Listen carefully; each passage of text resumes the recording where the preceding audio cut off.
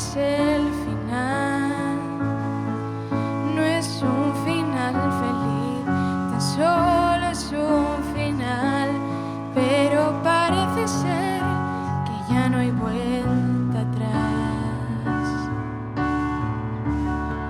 Solo te vi diamantes de carbón, rompí tu mundo en dos, rompí tu corazón, y ahora tu mundo está burlándose de mí.